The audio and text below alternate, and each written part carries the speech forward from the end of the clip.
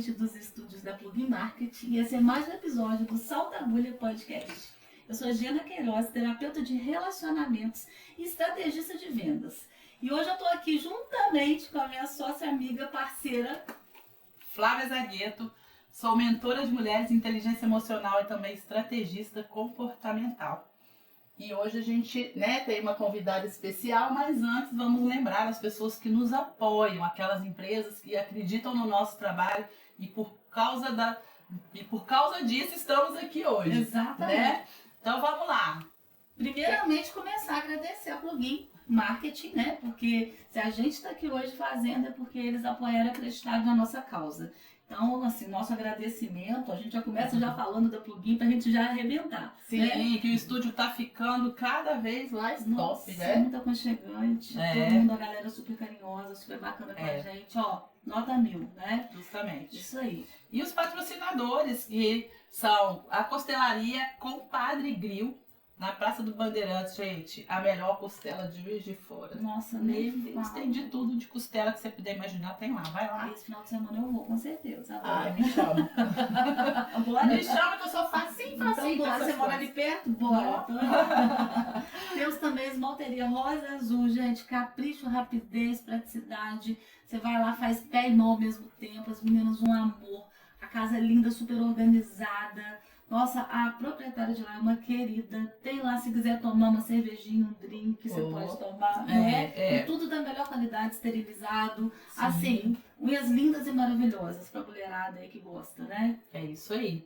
E temos também o Rei da Granitina, que faz trabalhos em granitina, fugê, pisos, móveis. Se você quiser uma bandeja exclusiva, um balcão de granitina, qualquer peça que você quiser de granitina, é só falar com o Rei da Granitina. E todos esses que a gente está falando aí tem Instagram, né, com os nomes que a gente está falando. Se você quiser qualquer desenho no chão, ele faz. Quem gosta de um piso diferenciado, quer registrar ali alguma coisa que seja importante na sua casa, na sua residência, na sua empresa, maravilhoso. Vai lá no Instagram dele para você curtir também. E imagina, gente, uma loja maravilhosa que tem como proprietária uma consultora de moda, você pensa bem. Então a gente está falando da Estambace, loja Estambace. Gente, só peças incríveis, maravilhosas, plenas, absolutas. A Lidiane tá lá para poder atender vocês. A gente fica com medo de passar na porta, porque não dá para entrar lá e não sair com alguma coisa, porque assim... É a nossa cara. E ela olha o seu biotipo, ela olha as suas características e ela te auxilia nessa compra, uma compra assertiva que você vai usar com toda certeza. Isso aí.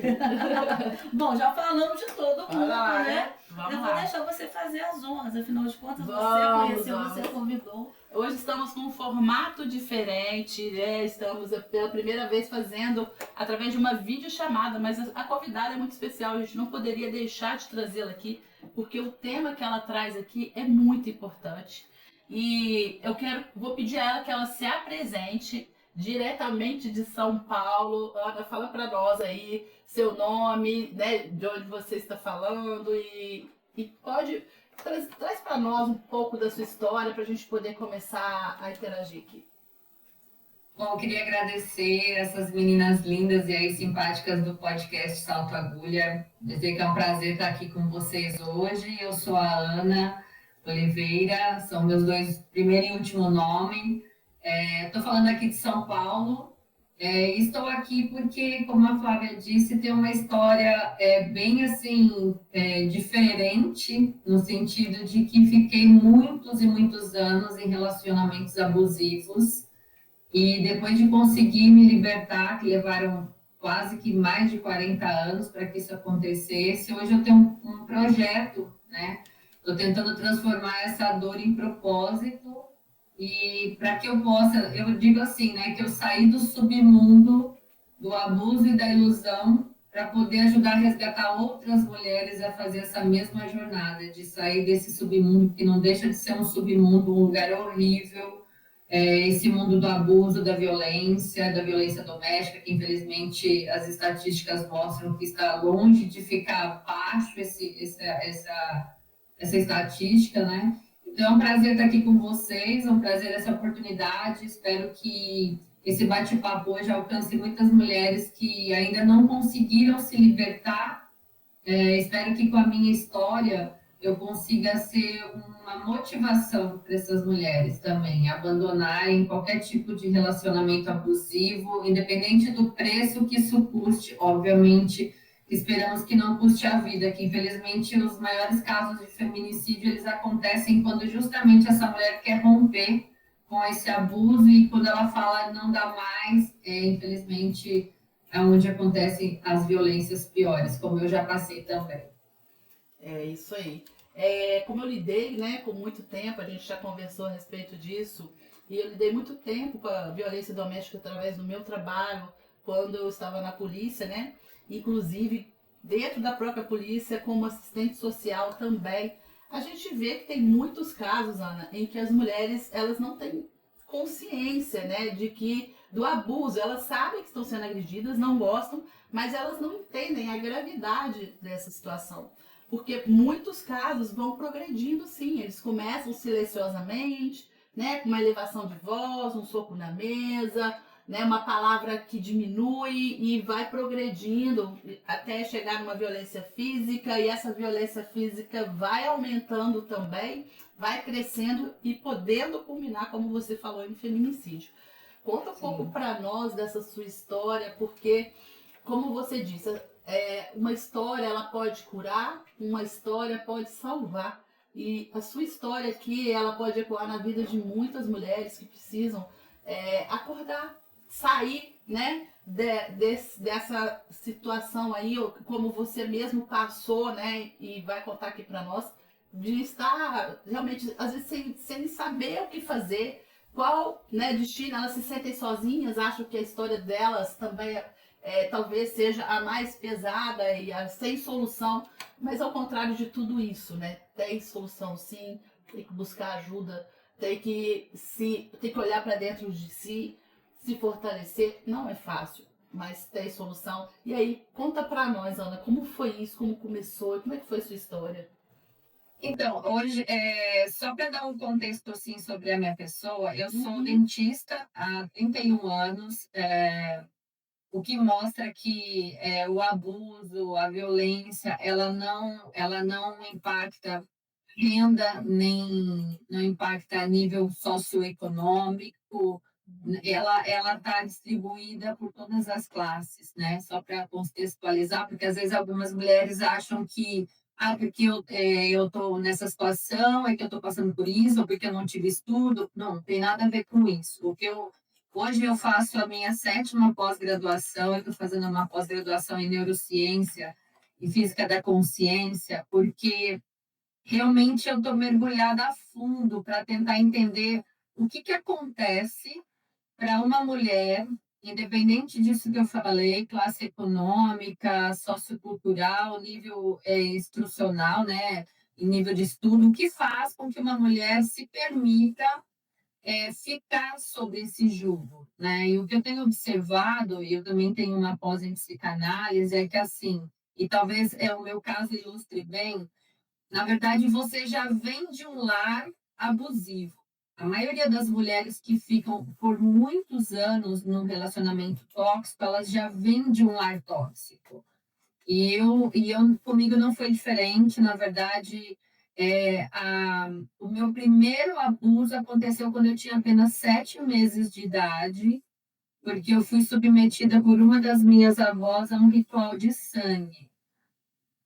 Então, isso daí eu só tive informação sobre essa situação quando eu estava com 40 anos. Então, imagina o período que eu passei nesse submundo que eu chamo, porque quando você é submetido a rituais, né, independente da crença religiosa da pessoa que esteja me assistindo, o sangue, ele tem uma energia muito grande, porque é ele que nos traz a vida, né? Uma pessoa que tentou qualquer tipo de complicação, o sangue é o nosso condutor de vida. Então, quando você consagra o sangue de alguém, independente da questão religiosa, você consagra aquela pessoa, né? E não bastasse isso, a minha mãe, que já não está mais aqui, infelizmente, ela foi diagnosticada muito tardiamente com transtorno de personalidade.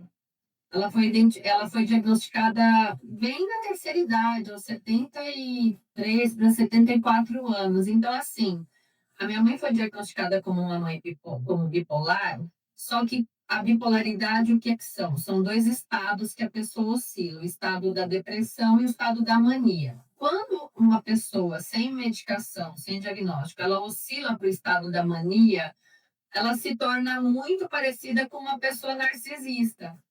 Então, quando eu descobri esse tema de mãe narcisista, que foi parar na mídia através do Fantástico em 1913, por aí, 13, 14, eu nunca tinha ouvido essa história, esse dado, mãe narcisista, né, esse tema, mas eu me vi naquela história. Então, assim, contextualizando também, porque a maioria dos abusos acontecem por perfis narcisistas, o narcisista é uma pessoa quase que próxima de um psicopata no quesito empatia, né? Uma pessoa que ela pensa sempre nela antes e os perfis narcisistas, e no caso da mãe narcisista, quando ela tem mais de um filho, que não era meu caso, eu sou filha única, ela oscila na energia entre os filhos. Então, ela tem um filho que é o bode expiatório e um filho que é o ouro, né? O filho de ouro ali. Mas no meu caso, eu era só o bode expiatório, que eles chamam de elixir narcisista, infelizmente, eu tive uma infância e adolescência de muita violência praticada por essa mãe, né? Eu apanhei até os 17 anos, né? Então, a minha mãe, quando ela estava nesse estado de mania, ela ficava uma pessoa extremamente acelerada e ela ficava extremamente impulsiva, então arremessava objetos. Eu fui extremamente castrada, né? No sentido de ter que ser aquela menina boazinha, aquela filha boazinha que não mexia em nada, que a casa tinha antigamente tinha aquelas mesas de centro, agora voltou de novo, né? Mas eu não mexia em nada, então eu sempre fui muito assim elogiada por alguns parentes que acabavam frequentando, porque eu era muito comportadinha, mas mal sabiam eles que eu era extremamente reprimida, né? E nisso eu fui crescendo, porque o casamento dos meus pais acabou quando eu tinha 1 ano. O meu pai depois acabou se casando várias vezes. Meu pai teve mais 6 esposas, então eu tive 6 madrastas, que também eram relacionamentos bem tóxicos ali, por eu ser uma filha, né, filha mulher. Então sempre tinha aquele ciúme, infelizmente, que a gente ainda carrega entre as mulheres por conta do patriarcado até, né, a rivalidade entre as mulheres. Ela ainda acontece também entre mães e filhas e entre madrastas, piorou ainda, né? E então, assim, eu tive uma infância bem dramática nesse sentido. Por isso que eu falo que quando você olha para uma mulher que ela está numa relação tóxica e quem está de fora às vezes não entende por que ela não sai, é porque não conhece o contexto da história, né? Obviamente, ninguém gosta de sofrer, né? De sofrer violência, agressões, mas o nosso cérebro, agora estudando bastante profundamente sobre isso, ele não procura felicidade, o nosso cérebro procura familiaridade. Então, se a familiaridade é a dor, é a voz, é o grito, é o xingamento, é a violência, por mais louco que isso possa parecer, esse ambiente é o que é familiar. Uma mulher que cresce nesse ambiente, quando ela encontra um homem na vida adulta e esse homem é manso, tranquilo, amoroso, carinhoso, gentil, ela acha estranho. Ela acha um cara, sei lá, ai, meio esquisito, tá entendendo? É estranho, mas não é familiar. O familiar é o bruto, aquele brutamontes, vamos dizer, o cara mais impositivo, mais autoritário, tal macho alfa, né, entre aspas. Então, assim, por quê? Porque às vezes ela teve esse pai impositivo, né, esse avô impositivo, essa mãe. Então, assim, tudo aquilo, aquela pessoa que vai chegar para comandar a vida dela é muito mais familiar para ela do que ela comandar a vida dela. Então, o que eu tenho observado, e foi o que eu passei, né? Eu sou o meu principal ponto de estudo, obviamente, é que é um padrão aprendido, infelizmente. Aí eu me casei a primeira vez com 25 anos, um rapaz que eu tinha conhecido aos 12, apresentado pela minha mãe, né? Hoje eu penso assim, se eu tivesse uma filha com 12 anos, eu acho que não seria, eu não apresentaria ninguém com o intuito dela namorar, porque com 12 anos é uma criança ainda, um pré-adolescente, né? E a minha mãe nos apresentou, e ela sempre falava de ambos, né?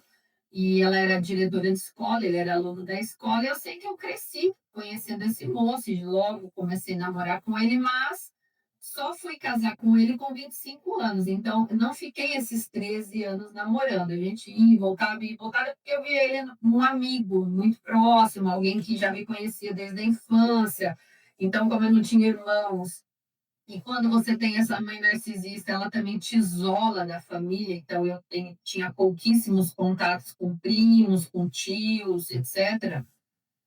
Então, ele era uma pessoa que eu me apoiava. Só que a gente era bastante diferente em várias coisas e acabou não rolando. Eu fui fazer faculdade fora da cidade que eu morava. Eu entrei na Unicamp. E apesar de eu morar em Campinas, o único campus da Unicamp fora de Campinas era de odontologia, então eu acabei mudando da cidade, a gente perdeu o contato, mas aí aconteceu uma coisa engraçada, apesar de eu ter essa família disfuncional, eu tinha o sonho de ter uma família, tanto que quando eu fui preencher a ficha da inscrição do vestibular, eu sempre quis fazer medicina, e hoje eu entendo por que essa necessidade de cuidar dos outros já vem lá de trás, né? Que eu também sou terapeuta hoje, holística. Mas aí, quando eu parei para pensar, eu falei, bom, medicina é quase que um sacerdócio, eu não vou conseguir ter a família do jeito que eu quero ter, porque são plantões, são horários, é aquela vida. Eu acho que eu vou fazer odonto, porque vai me dar um pouco mais de liberdade. Eu também pensei que eu não ia ficar sujeita às ordens do hospital, no sentido de chegar alguém lá e de repente ser um hospital particular e a pessoa não ter plano e eu não poder atender. Eu não ia aceitar isso, ver uma pessoa sofrendo ali e não poder atender. Eu falei, tendo um consultório, eu decido quem eu atendo, e esses foram os motivos que me fizeram mudar para odonto. E aí, quando chega no último ano da faculdade, nas últimas férias, chega uma das colegas da classe, porque a turma era majoritariamente mulheres, né? Ainda era uma faculdade que muitas mulheres faziam o curso. E ela chegou e falou assim: ai, meninas, minha mãe falou uma coisa que caiu igual uma bomba na minha cabeça nessas férias. Ela falou que se a gente não engatar, não tiver em vista um casamento, um namorado, antes de terminar a faculdade, a gente não vai casar nunca mais. E aquilo me deu um desespero. Meu Deus. Essa a minha mãe não tinha esse tipo de conversa comigo, né? Ela me apresentou esse rapaz, mas assim, engraçado, até quando eu menstruei a primeira vez, o meu avô, que era farmacêutico, ficou extremamente preocupado, porque eu era bem novinha, e a minha mãe, tipo, sabe, eu não tinha esse contato, né? Então, quando eu vi esses conselhos de mãe dos outros, eu ficava atenta. Aí eu falei, gente, agora eu tô sem namorado, pelo amor de Deus, eu preciso casar, como é que eu vou fazer? Então, aí eu fui na minha lista mental ali de quem eu já tinha conhecido, e esse ex dos 12 anos veio à memória, e eu já sabe, olha os critérios, né? Olha como é que você ser criada, e antigamente que a gente não tinha metade, acho que um terço da informação que a gente tem hoje, né? Eu conto até assim, se tiver jovem me assistindo, eu falo assim, nossa, que coisa bizarra. Mas a falta de informação é um problema, por isso que conhecimento é poder, né? E aí eu liguei para ele, falei da gente se encontrar e tal, e a gente acabou reatando, e eu terminei a faculdade e casei. Assim que eu saí da faculdade. Pode, né? Então, que assim, se há alguma coisa assim, energeticamente, que eu creio bastante nisso, até por ser terapeuta holística, eu entrei com um homem na igreja e saí com outro. Porque o homem que eu saí daquela igreja não era o rapaz que eu tinha conhecido há tantos anos. Para vocês terem uma ideia, a primeira agressão aconteceu na lua de mel. Meu Deus. Uma coisa assim que foi assustador, porque Ele, durante todo o tempo que a gente namorou e quando a gente se conheceu aos 12 anos, ele era extremamente atencioso, carinhoso, amoroso e assim. Ele mudou da água para o vinho, tanto no quesito da violência, quanto no quesito assim. Uma pessoa que eu fiquei casada 9 anos com ele, e esse relacionamento só durou 9 anos porque eu acabei me filiando a uma religião. E aí, não falando mal de religiões, mas falando o que eu vivenciei, porque eu fui 9 anos co-pastora de uma igreja. Quando você sai do banco e vai para os bastidores, você conhece melhor todas as coisas, né? E meu casamento só durou 9 anos porque eu fiquei debaixo de um dogma religioso de que Deus não quer o divórcio, Deus não gosta do divórcio, cuida do casamento dos outros que do seu Deus cuida. E nisso eu também sofri abuso religioso, infelizmente. E quando eu consegui me libertar do abuso religioso, que foi o primeiro que eu consegui me libertar, o meu casamento, 6 meses depois, já não existia. Mas foi um casamento assim, sem afeto, sem beijo, sem sexo, sem nada. E ele era uma pessoa extremamente narcisista. Então, por quê? Porque o meu padrão aprendido era estar perto de pessoas narcisistas, pessoas que só olhavam para si, né? Mas o que fez você, desculpe te cortar, o que fez você se atentar que você estava numa relação abusiva? Porque normalmente a pessoa ela não percebe, ela fica ali, né? Como você disse, é um padrão aprendido, e eu percebo tratando de mulheres também na mesma questão, que elas não percebem. E as pessoas ao entorno se irritam, se afastam dela, não querem mais ter conversas, porque falam, como é que pode não ver isso, não passar por isso, né? Como é que você percebeu? Eu percebi no segundo casamento, porque nesse primeiro, como ele era uma pessoa narcisista, ele era muito ele. Então, o que aconteceu? Esses 9 anos, o casamento realmente só durou porque tinha o dogma religioso em cima, que me colocava debaixo de uma culpa, né?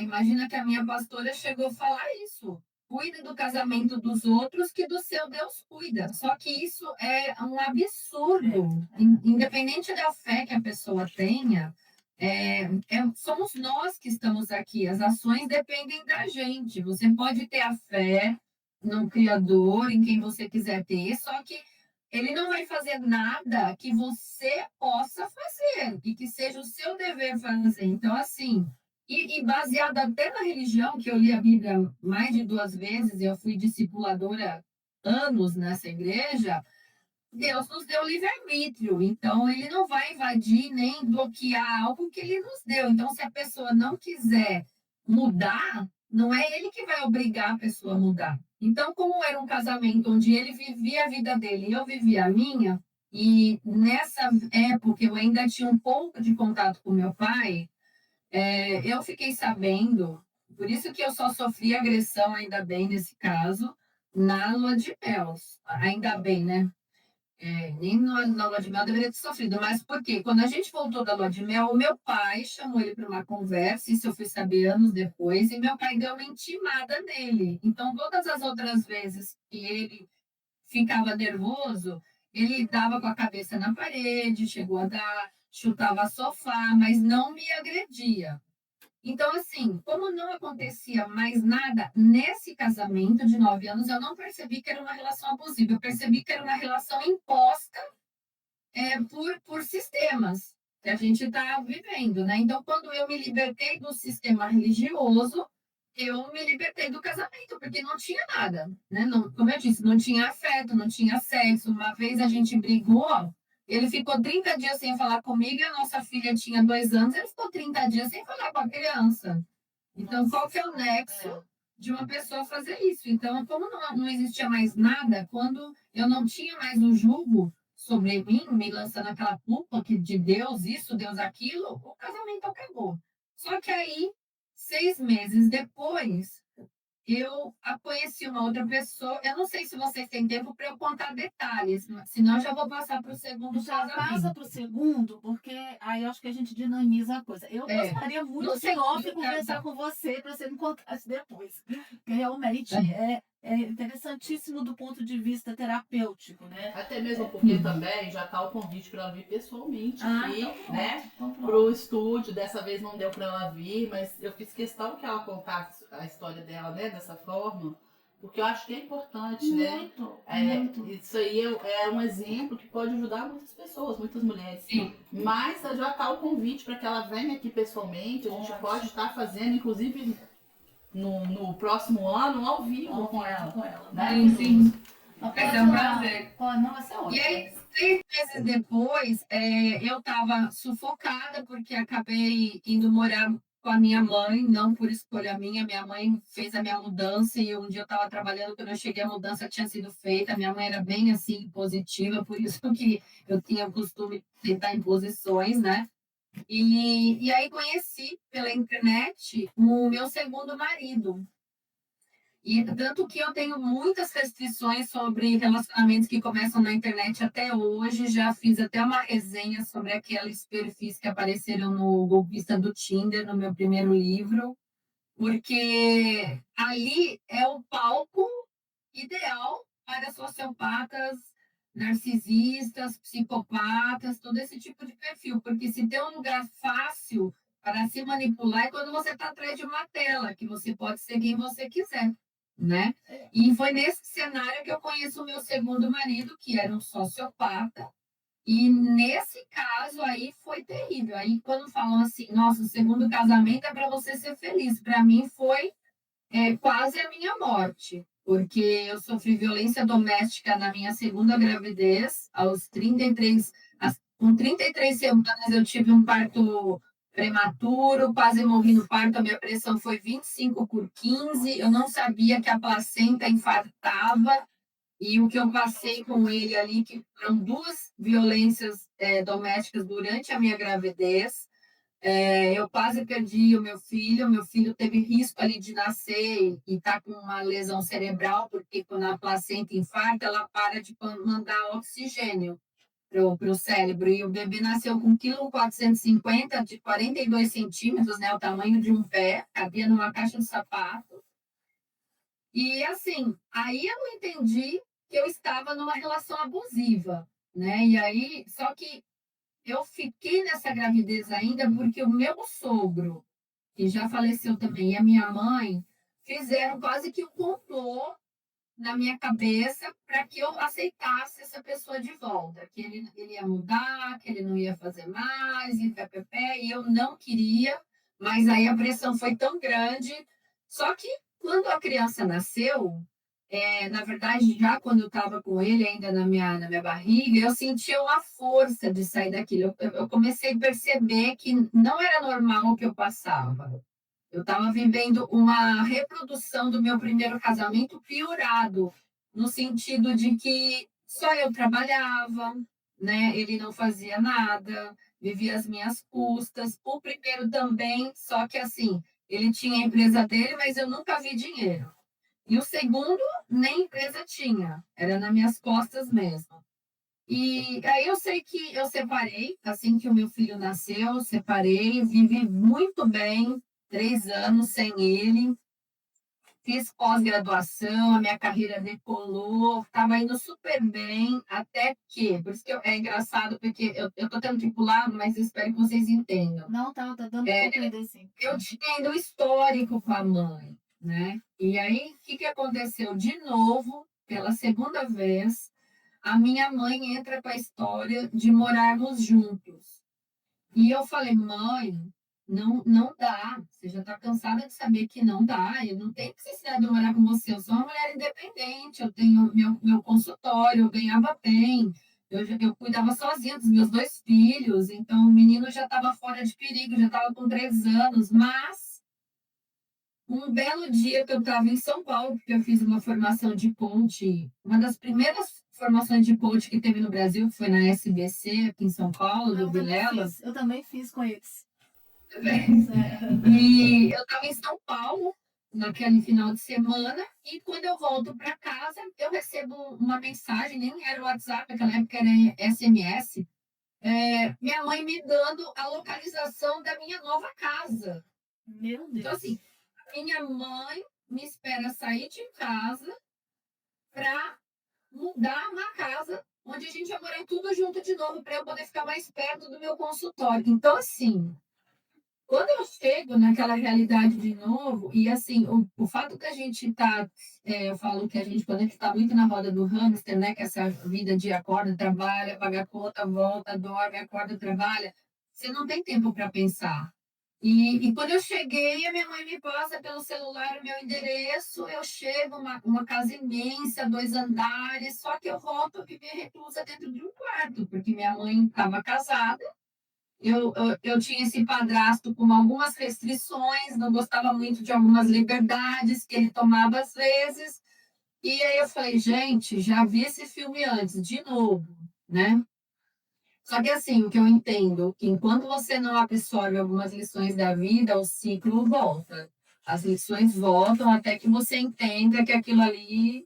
Por isso que hoje eu tenho esse projeto da escola do Recomeço para Mulheres, porque eu tento com isso fazer com que elas entendam que quando você tem alguém que está com uma lanterna apontada para um caminho que a pessoa já trilhou, o seu caminho fica muito mais facilitado. Eu penso assim, que se eu tivesse lido os guias que eu já escrevi hoje, que estão gratuitos na minha escola, como que a minha vida tinha sido diferente. E aí eu sofro uma agressão do meu padrasto. Depois de já ter passado por uma agressão na gravidez, e dá tempo de eu contar essa agressão ou pulo essa? Não, pode contar. Depois você vai falar da sua escola, né? Pra gente. Sim. E aí eu sei que, porque essa agressão vai ser o link para eu voltar com o ex-marido agressor. Ótimo. Pode Para vocês entenderem a vulnerabilidade que a gente entra, né? Uhum. Então, o que aconteceu? A minha filha, esse dia estava de férias com o pai, né? Porque eu tenho uma filha do primeiro casamento e um filho do segundo. E era um feriado prolongado. Eu cheguei em casa, morando lá com a minha mãe e com o padrasto, e o meu filhinho tinha 3 anos, e eu falo para ela se ela não queria aproveitar o feriado e, inclusive, ir para Minas, para Poços de Caldas, que vocês devem conhecer aí, que é super lindo. E só que a minha mãe tinha um problema de joelho, artrose severa no joelho, e especificamente nesse dia, ela foi aconselhada pelo médico a não se movimentar muito e a usar uma cadeira de rodas. Ela não era cadeirante, mas o médico falou: se a senhora precisar se locomover, faz na cadeira, que é melhor, vai ajudar com a dor no joelho. E quando eu chamo ela para ir, ela fica extremamente agressiva, achando que eu queria expô-la na cidade por ela estar na cadeira de roda. Então, um negócio sem nexo. Mas, enfim, eu falei, mãe, não tem nada a ver. Primeiro que a cadeira cabe no carro, e porque uma pessoa anda de cadeira de roda, ela não passeia, ela não desfruta de um feriado, não tem nada a ver, vamos passear. E ela começou a me agredir verbalmente, que não, que eu estava querendo expor. Aí eu fiquei tão irritada com aquilo, que eu peguei meu filho, minha clínica era uma clínica grande em Ribeirão Preto, nessa época, porque, assim, eu fiquei mudando por conta dessas relações abusivas, eu tive que recomeçar minha carreira 7 vezes do zero. Algo, assim, impensável e que destrói qualquer profissional liberal, porque o profissional liberal, ele começa uma carreira e ele fica, assim, 30 anos no mesmo endereço. Um médico, um advogado, um dentista, se ele ficar pulando de cidade em cidade, a clientela, como é que faz? A sua renda fica totalmente comprometida. Foi o que aconteceu comigo. E aí, eu sei que eu vou embora para minha clínica e começo a ver que eu começo a passar mal, uma dor no meu braço esquerdo, e aí eu sou socorrida no hospital, eu estava pré-infartando.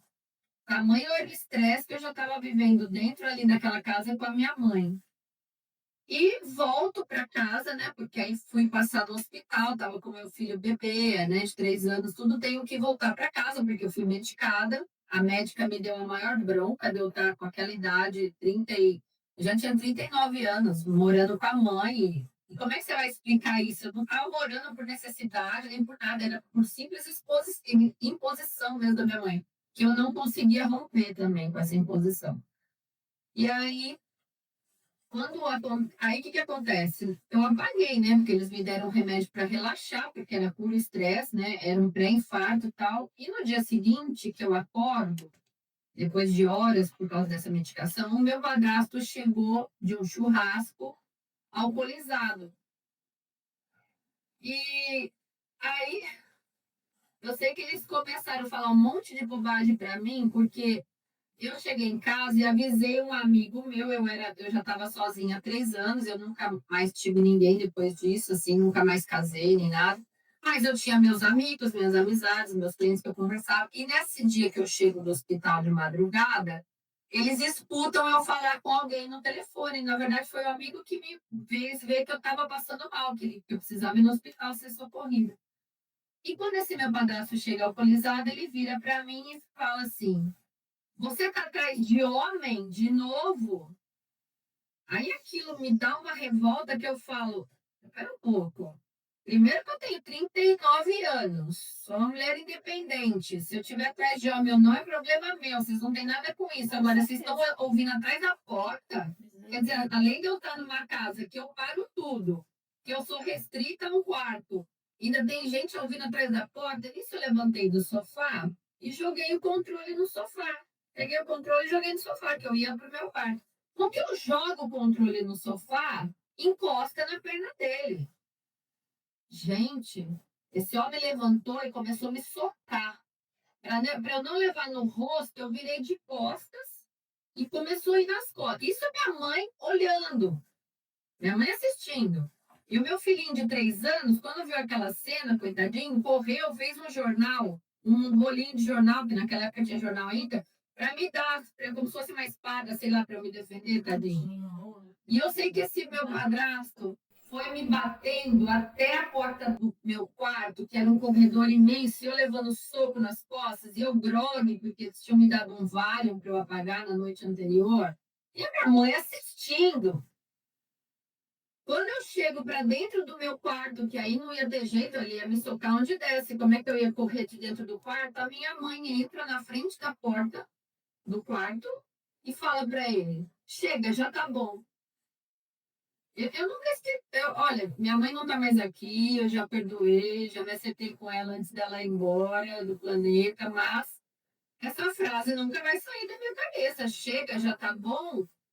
E aí ele vira para minha mãe e fala: ah, você quer que eu vou para casa do meu irmão? Ficou um clima agora aqui e tal. Ela vira e fala: não, ela que vai sair.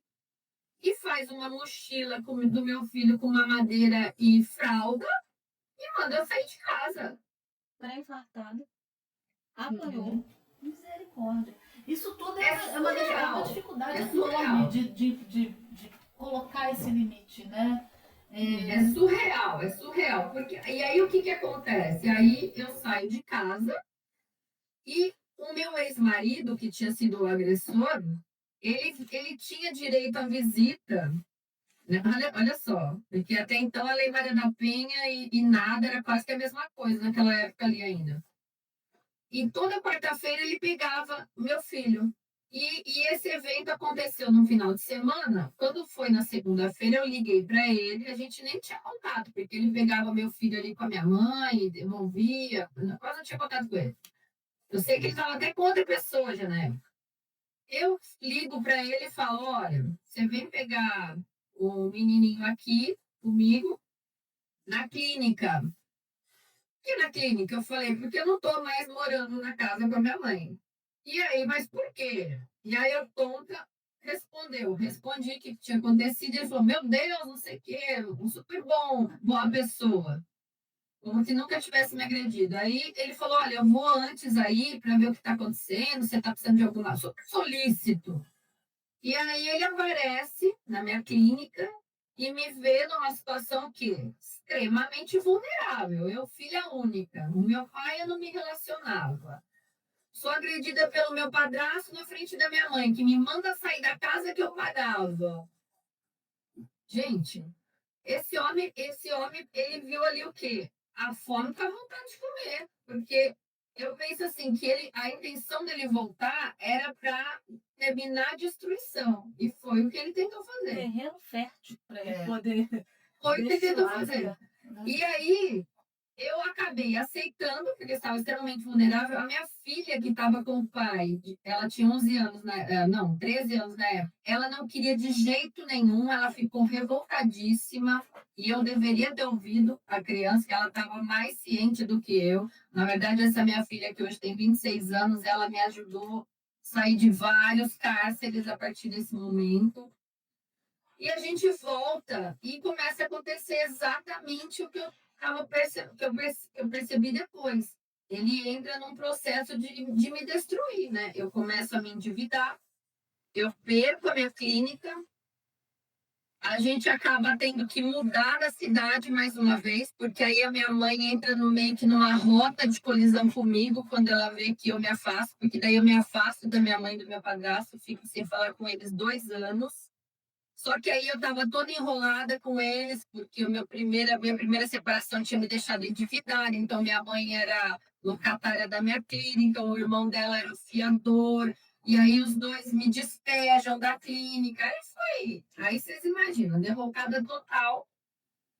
Só que nesse meio tempo eu já vou começando a entender as coisas. Já tinha feito coaching, eu já tinha feito um outro MBA, as informações estavam chegando meio que não sobre esse assunto, mas você começa a trabalhar um certo autoconhecimento, principalmente no coaching.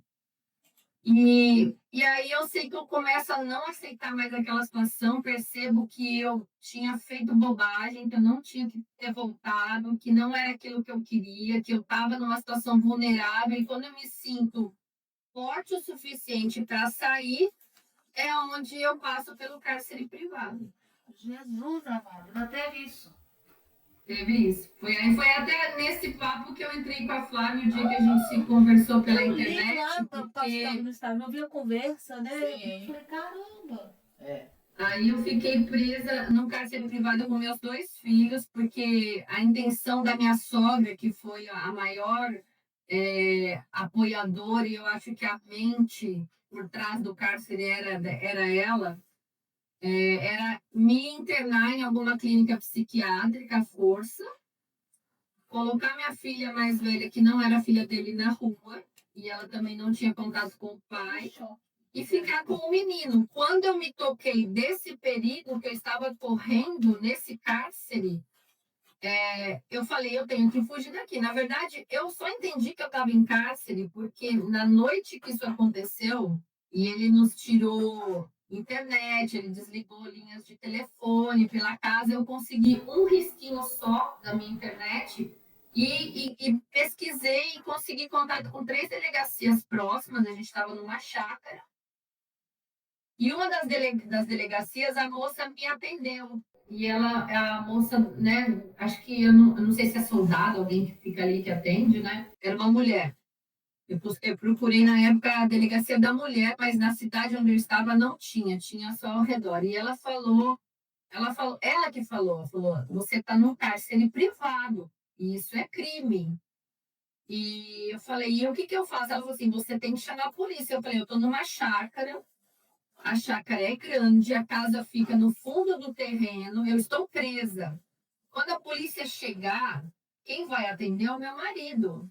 E, obviamente, ele vai falar que foi engano, que não é ninguém daqui. A polícia não vai obrigá-lo a entrar aqui sem mandado nenhum para vasculhar a casa, né? E ela falou, então a senhora tem que fugir. Quando ela falou isso, os meus filhos já estavam dormindo. E eu passei a noite inteira em claro, pensando como é que eu ia fugir de uma chácara que tinha aquelas cerca-vivas, muros de 5 metros de altura. Eu fiquei pensando como é que eu ia fugir dali sem ser vista. E aí, o que acontece? No dia seguinte, bem cedinho, eu não tinha dormido a noite inteira, eu ouço ele sair com o carro, meu marido. E a casa era separada. A minha sogra fechou a parte que ela morava e a parte que a gente morava, ela bloqueou.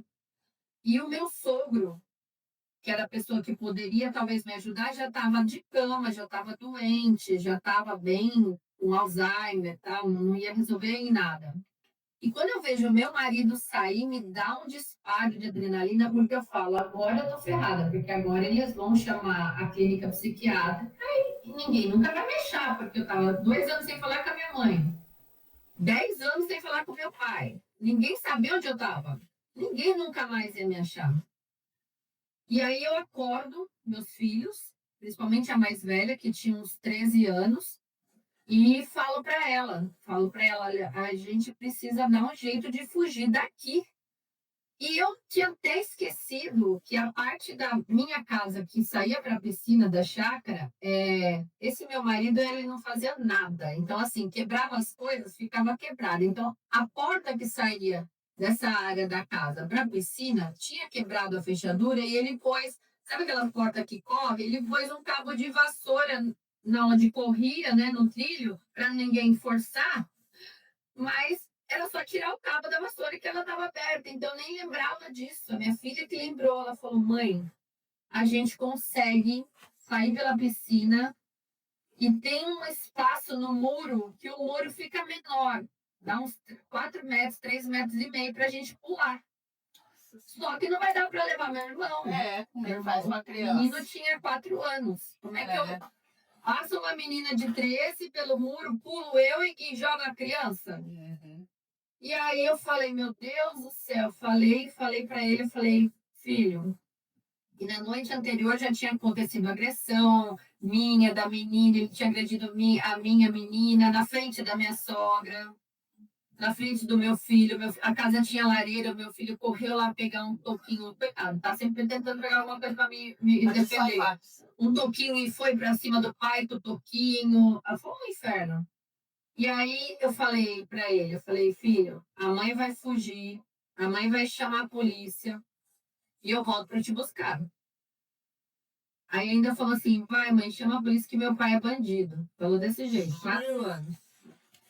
E aí eu deixei uma mamadeira pronta, dei uma mamadeira para ele, que ele ainda tomava, e falei, olha, você não chama seu pai, espera um pouco, fica assistindo televisão, porque dá tempo da mãe fugir.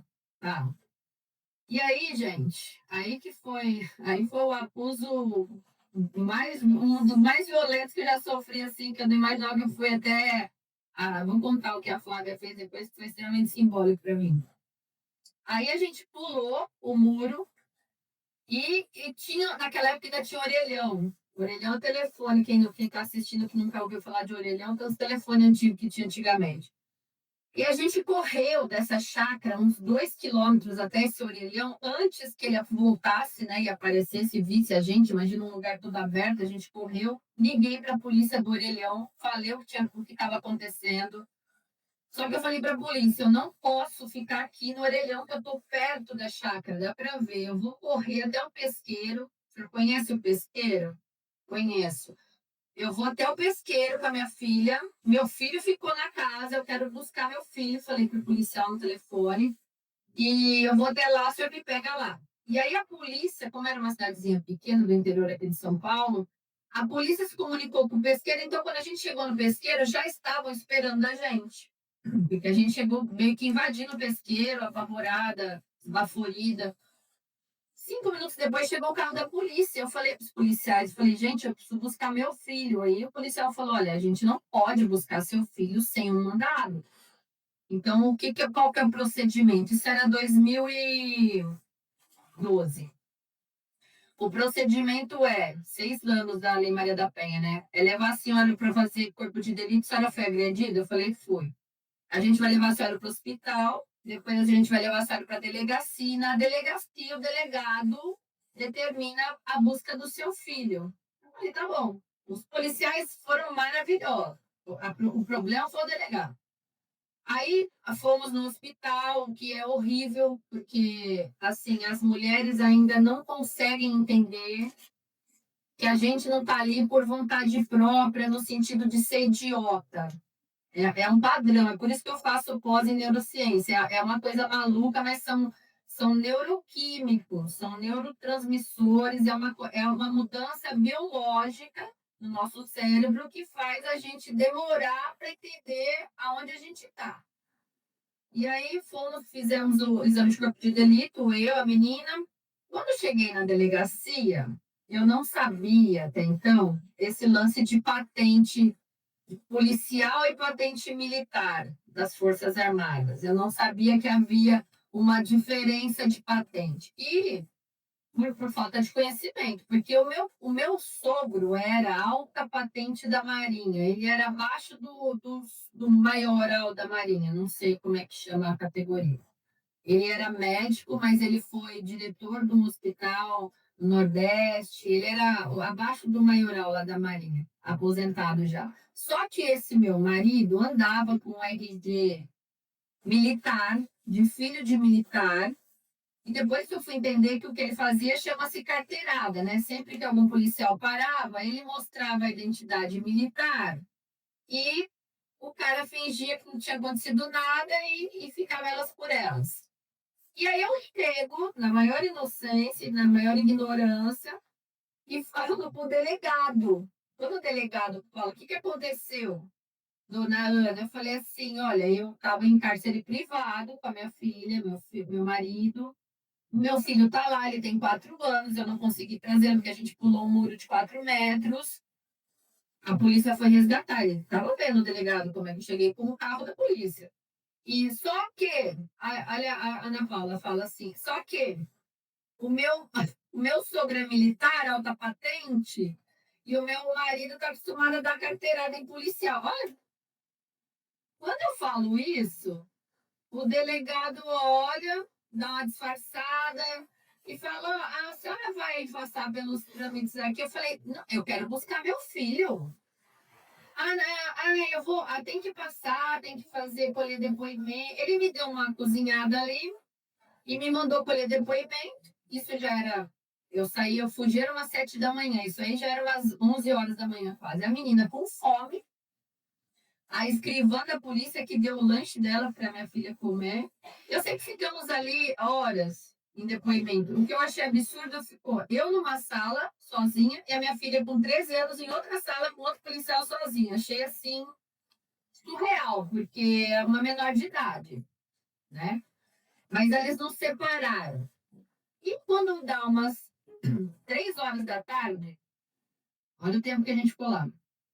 Chega uma mulher aos gritos que eu identifico que era minha sogra. Por quê?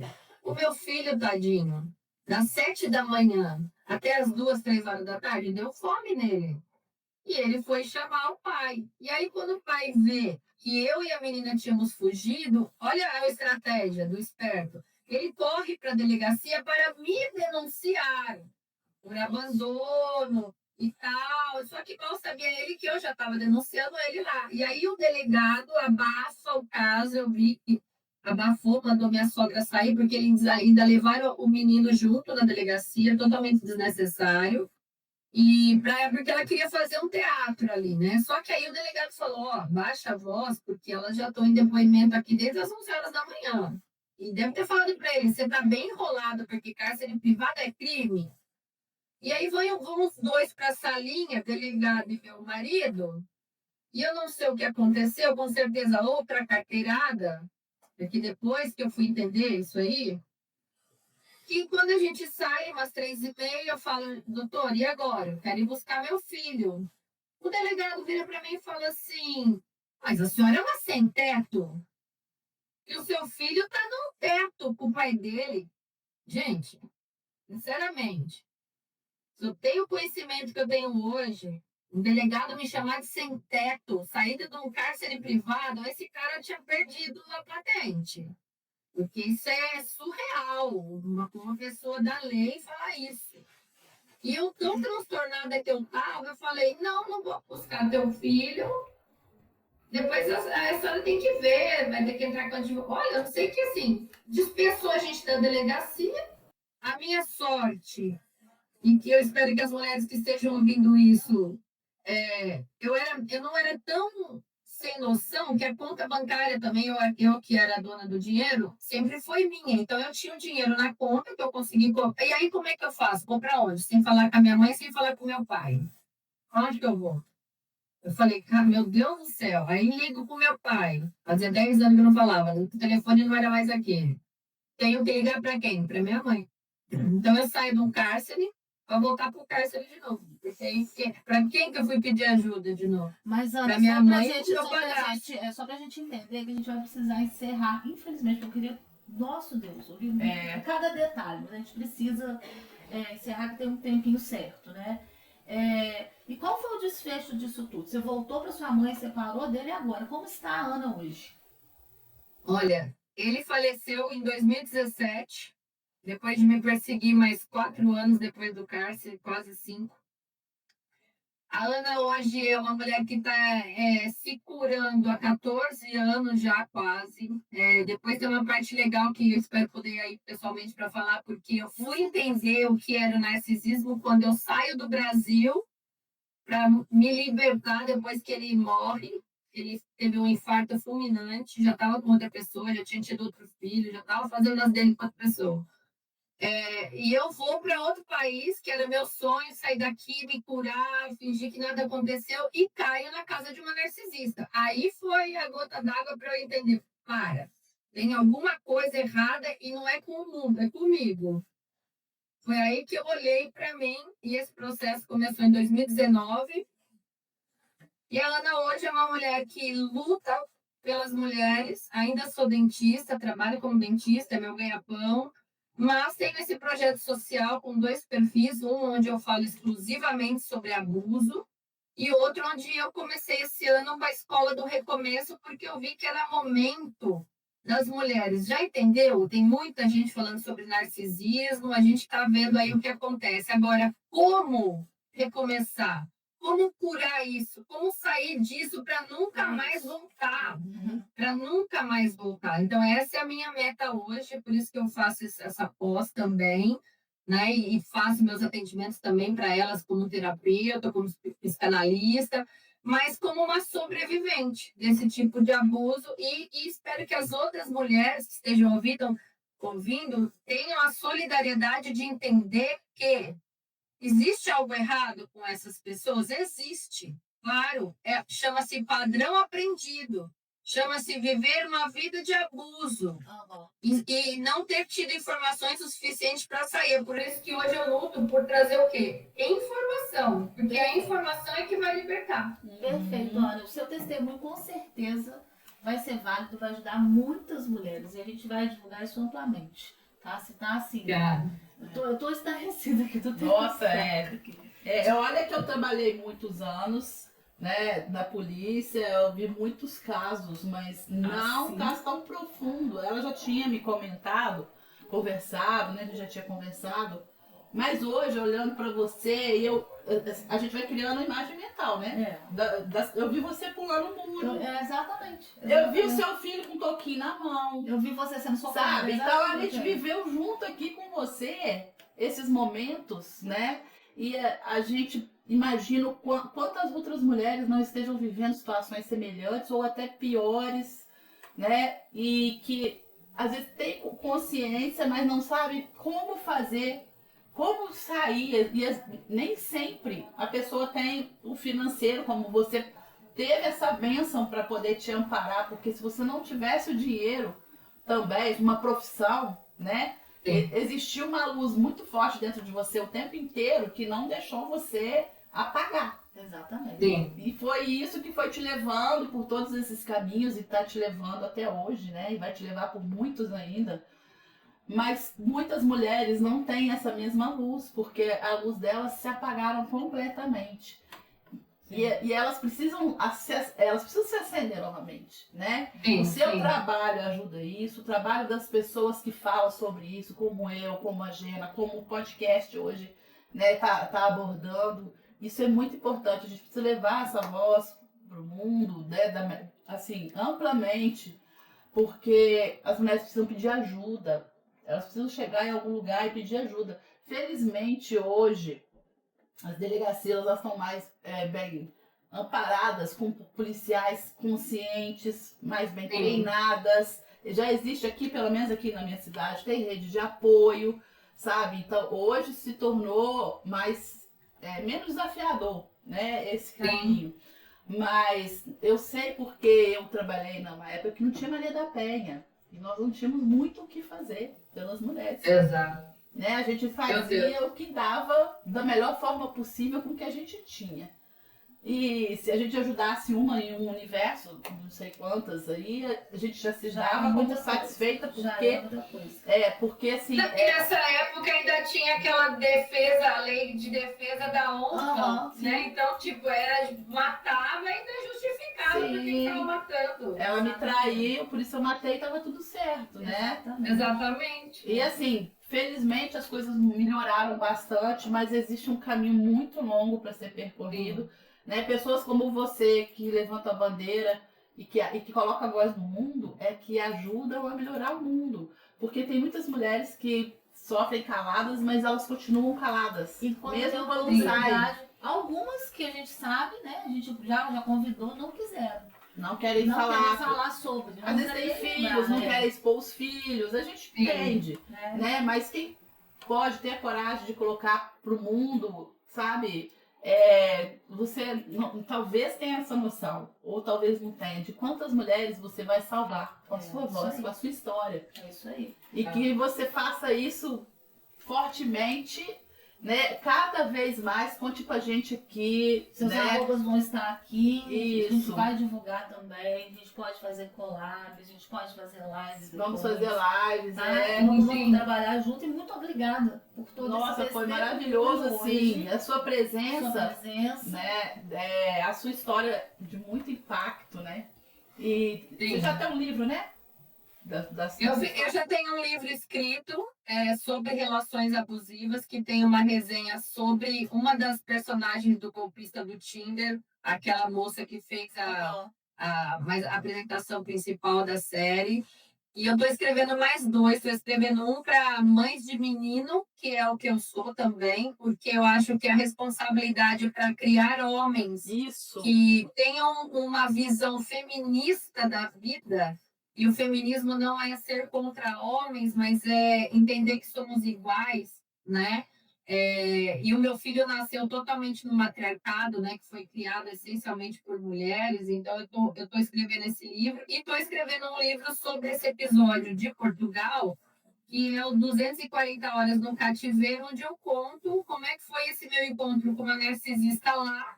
E foi ela que me despertou para tudo isso que eu faço hoje. Porque aí que eu entendi que tinha alguma coisa em mim que também atraía. E tem. Você que está me ouvindo aqui, mulher, e que acha que a culpa é só do outro, a gente tem algum link aqui que faz essa chamada para esse perfil. Por que eu atraio e a outra pessoa não atrai? Porque é uma questão de afinação mesmo energética, afinidade energética. Sim. E, então eu estou escrevendo esse livro porque conta, né, esses 240 horas, que foram 10 dias, com o meu filho na casa dela, onde fomos extorquidos financeiramente, uma coisa horrorosa, uma brasileira que mora lá.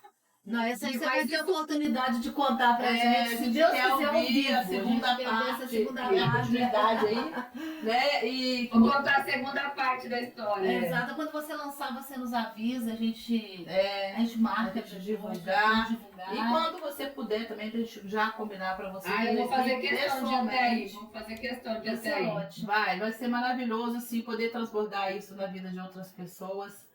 E obrigada mesmo por você, né, estar aqui nos ajudando, levando essa história aí pro mundo. Parabéns pela sua força, parabéns porque você é uma mulher forte, iluminada e vai levar isso para muitas mulheres. É isso aí. É a minha missão hoje. Conta com a obrigada pelo espaço, pela oportunidade, viu, Flávia?